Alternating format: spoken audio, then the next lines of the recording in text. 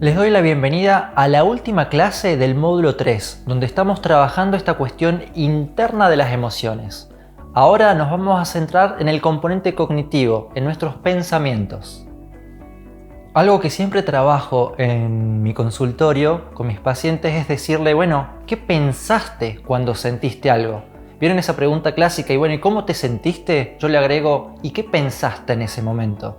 Porque dependiendo de la interpretación de la situación es también cómo se trabaja y cómo se gestionan las emociones. Por lo tanto, podemos decir que los pensamientos son imágenes o verbalizaciones que se producen en nuestra mente. Y es importante entender esto porque no todas las personas tienen imágenes y verbalizaciones. La mayoría de nosotros sí pensamos en ambos términos. Tenemos diálogos internos, hacemos frases, podemos tener alguna palabra donde verbalizamos, vamos narrando internamente esto que nos está sucediendo y al mismo tiempo tenemos imágenes, ciertas evocaciones visuales, pero no todas las personas tienen esta doble capacidad y está todo bien, es natural. Hay muchas personas que piensan en imágenes y otras que solamente piensan en términos de palabras, en términos lingüísticos verbales. Siempre, en todos los casos, los pensamientos se generan mediante la interacción de los estímulos actuales, es decir, esta información que estamos recibiendo de nuestro entorno, más nuestra memoria, aquellos recuerdos almacenados a largo plazo, y también mediante una serie de patrones cognitivos que suelen ser inconscientes, no nos damos cuenta de los mismos, pero que son los que modulan cómo se procesa toda esa información que nos va llegando a través de los sentidos y a través de nuestras experiencias guardadas en la memoria. Hay un concepto que se utiliza muchísimo, al menos en la terapia cognitivo-conductual, que es el de esquema, el esquema emocional en este caso. Un esquema, y ya vamos a ver ejemplos concretos, un esquema son todas las interpretaciones, evaluaciones, disposiciones o estrategias que cada persona adopta respecto a sus emociones. En términos simples, un esquema es cualquier patrón cognitivo estable de información. Pero concreto, ¿qué significa un esquema? Un esquema puede ser, por ejemplo, un recuerdo, algo que hice y cómo me sentí en mis últimos cumpleaños. Pero también el esquema puede ser parte de un concepto, de una definición. ¿Se acuerdan de la definición de emociones o de gestión emocional? Eso es parte de un esquema. También, un esquema puede ser una creencia. ¿Vieron esta canción que decía, nadie me quiere, todos me odian? Creencias. Esas se trabajan mucho en terapia. Y también, un esquema puede adoptar la forma de una interpretación de algo que está sucediendo. Por ejemplo, creo que mi hermano se enojó conmigo porque tuvo una discusión previamente, yo no dije nada para intervenir.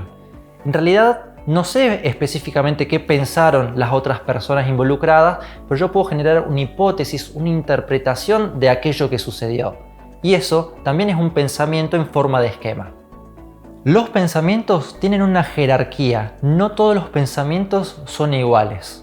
Pero además de estos pensamientos de qué lindo jarrón, qué lindo florero, que puede ser un pensamiento también, hay pensamientos que son interesantes por lo menos para la psicología, que son los llamados pensamientos automáticos.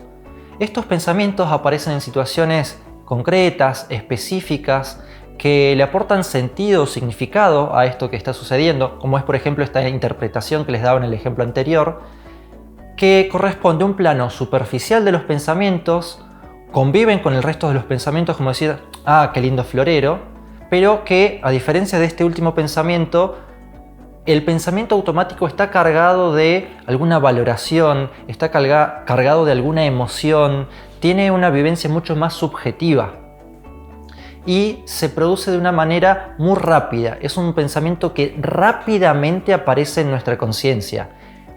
Los pensamientos automáticos tienen origen en los lóbulos superficiales del cerebro, pero que escapan mucho al control voluntario, porque se originan desde los lóbulos temporales y desde ahí se van proyectando hacia otras regiones del cerebro y le van cargando también de significado a aquello que vamos percibiendo en este momento. Si profundizamos en esta jerarquía de pensamientos, pasamos al siguiente, los que se llaman también creencias intermedias. Las creencias intermedias son, llamémosle, el conjunto de reglas de funcionamiento o de presunciones que adopta una persona sobre cómo deberíamos comportarnos y sentirnos, cómo deberíamos ser. Por ejemplo, adopta la forma de condicionales. Yo si hiciera esto, debería suceder tal cosa. Si yo hablo de esta manera, me va a responder de la otra manera. Si yo me callo, entonces me evito un conflicto. Una condición, sí, entonces. También las creencias intermedias pueden ser aquel conjunto de deberes y obligaciones que tenemos que cumplir o también las prohibiciones que no tenemos que hacer. Y esto me trae el caso S. Esta mujer de unos 40-45 años, profesional, me dice: me siento insatisfecha conmigo misma y quiero explorar esto que me pasa. Porque ella, cuando empezamos a repasar su vida, se sentía bastante conforme con su desarrollo laboral, tenía ya su casa, su auto, pero dice, me falta algo y no sé qué es. Explorando, ella sentía que le faltaba ser madre. Y profundizando en esa creencia, ella sentía que su familia, en cierta forma, le estaba obligando a ser madre para sentirse realizada. El resto de las cuestiones no tenían el mismo impacto si no tenía hijos. Pero esta creencia no es solamente un mandato familiar, sino que en nuestra cultura también predomina esta concepción de que la mujer para realizarse debe ser madre y tener hijos. Por lo tanto, el plano de las creencias intermedias es susceptible a deconstruirse, a ver si realmente nos está sirviendo o no. Pensemos de nuevo en esto. ¿Las emociones son funcionales? ¿Los pensamientos que tenemos son funcionales? ¿Nos sirven? Bueno, en este punto de las creencias intermedias es un gran territorio para explorar si esto que nos está condicionando nuestra conducta realmente nos hace sentir bien, nos hace sentir conformes o por el contrario nos está limitando o colocando una carga, una mochila muy pesada en nuestros hombros. Y por último, en esta jerarquía, el plano más pesado de los pensamientos son los llamados creencias centrales o nucleares también, que es como el centro de una mamushka, que vieron que después estas muñequitas que se van colocando una encima de la otra, una dentro de la otra. Los pensamientos automáticos son la mamushka externa, la muñeca externa, y las creencias centrales es esa mamushka diminuta, pero que a partir de ahí da origen a muchos de los conflictos emocionales que puede tener una persona según lo funcional o no que sean estas creencias centrales. Por lo tanto, podemos decir que una creencia central es un pensamiento bien profundo, fundamental, estructural incluso en el aparato psíquico de una persona, que es difícil expresar de forma consciente y adopta por eso mismo un carácter muy global, muy rígido y muy general. En términos anatómicos, se almacena en las estructuras subcorticales, no en el cerebro, sino en esos núcleos internos que nosotros teníamos, que hacen el sistema límbico, al tálamo, por ejemplo, en este microcerebro que tenía la integración de cogniciones, emociones, sensaciones y de ahí se proyectaban. Ese es uno de los lugares que se asientan las creencias centrales. Por ejemplo, ¿qué puede ser una creencia central? Considerar que nadie me ama o que no merezco ser amado, que todos me van a abandonar, que no valgo nada o que estoy lleno de defectos, que soy uno inútil. Todas esas creencias que a veces son inconscientes, que no las podemos verbalizar, sin embargo están activas en algún lugar de nuestro cerebro, de nuestra mente, y a partir de ahí se asientan nuestras creencias intermedias y los pensamientos automáticos que dan paso a nuestra vivencia emocional. Por lo tanto, uno con la suficiente práctica podría profundizar en cómo son esos pensamientos, qué contenido tienen, si me sirven o no, cómo puedo deconstruirlos, cómo puedo tener alternativas más sanas de pensamientos que en definitiva me provoquen un estado de bienestar y una mayor confianza o seguridad en uno mismo. Llegados a este punto, nos podemos preguntar cómo gestionar nuestros pensamientos emocionales. Acá les voy a dar algunas técnicas que pueden ser generales, algunas se trabajan en consultorio, algunas las pueden hacer ustedes sin necesidad de ir a un consultorio con un terapeuta de la salud mental, pero si sienten que no tienen la suficiente seguridad en uno mismo, que sienten que necesitan un apoyo extra, no duden en asistir con un profesional que pueda orientarlos en este proceso de exploración profunda de la mente y las emociones.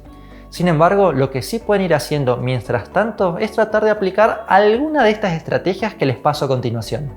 Una estrategia muy simple de gestión cognitiva que usamos la mayoría es la que se llama cambio atencional. En otras palabras, distraerse. Muchas personas cuando tienen un problema buscan distraerse de forma natural, de forma espontánea.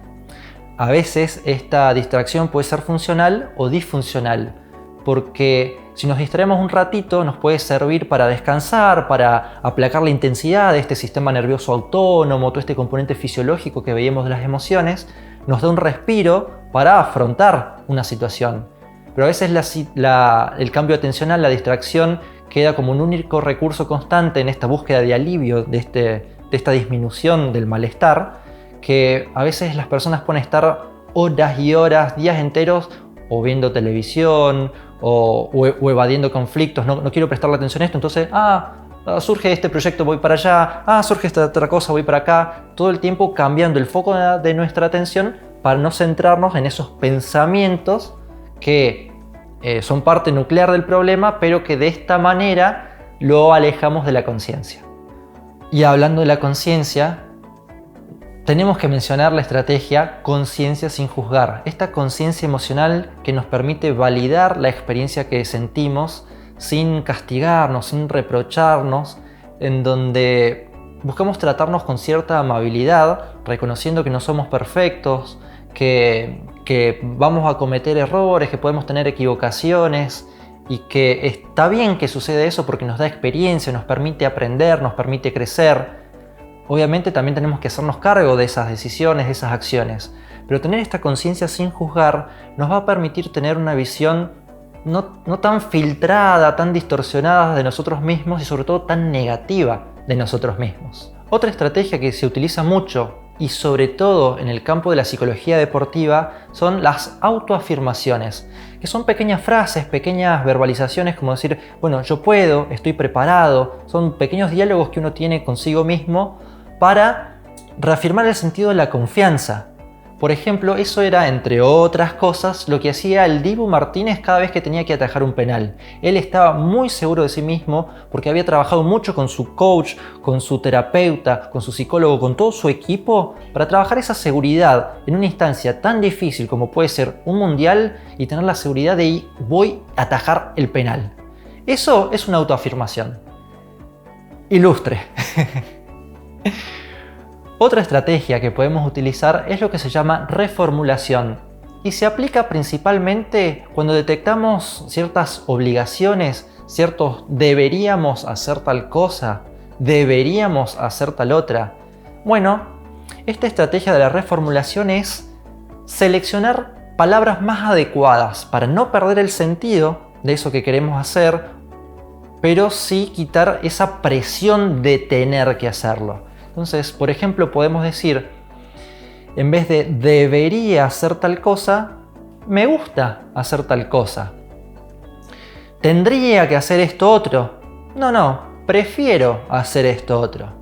Entonces, de esta manera el sentido se conserva, ese impulso para actuar se conserva, pero la presión sobre uno mismo ya se disipa. Es algo que quiero hacer, que prefiero hacer, que es parte también de mi identidad, de mi personalidad, pero que no estoy obligado sí o sí a hacerlo. Si puedo lo hago, pero si no, es un aprendizaje, es otra experiencia, es otra vivencia, pero no es esta cuestión de soy inútil, soy lo peor, como las creencias centrales que veíamos antes.